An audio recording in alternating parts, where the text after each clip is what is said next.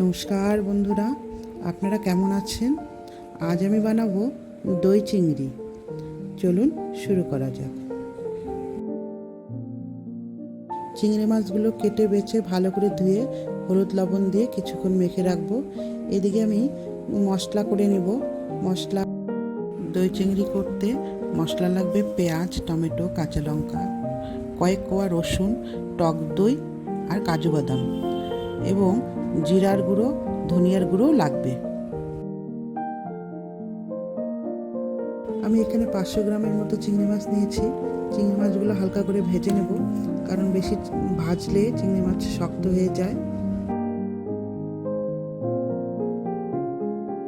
ভাজা হয়ে গেছে, তুলে নিচ্ছি। এরপর মশলাগুলো সব আস্তে আস্তে দেব। এখন এই কড়াইতেই একটু তেল দিয়ে গোটা গরম মশলা ফোড়ন দেব। গরম মশলার মধ্যে দেব এলাচ, দারচিনি, লবঙ্গ, গোলমরিচ দিয়ে একটু নাড়িয়ে পেঁয়াজ বাটাগুলো দিয়ে দেব।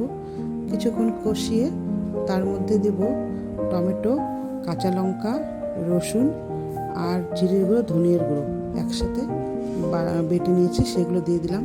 একটু কষে হলুদ লবণ দিলাম। তারপর এখানে দই আর কাজু বাদাম বাটা একসাথে মিক্সড করে এখানটা দিয়ে কষিয়ে নিচ্ছি। ভালো করে কষা হয়ে গেছে দেখুন। এখন আমি ওই মশলার বাটিতেই জল দিয়ে দেব কড়াইয়ে। কিছুক্ষণ ফুটে এলেই তারপর আমি মাছগুলো ঢেলে দেব।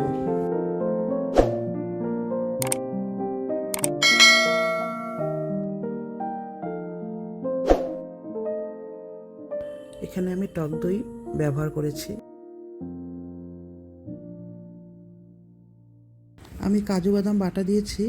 এখানে আপনারা চিনে বাদামও দিতে পারেন, কাজু বাদামটা বেশি টেস্ট হয়। হয়েই যাচ্ছে দেখুন, মাছগুলো ছেড়ে দিলাম। একটু চিনি আর গরম মশলার গুঁড়ো দিয়ে নামিয়ে নেব।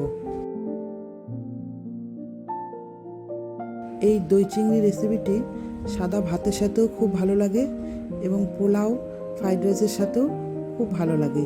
আপনারা বাড়িতে বানিয়ে নিশ্চয়ই খাবেন। রেডি দই চিংড়ি।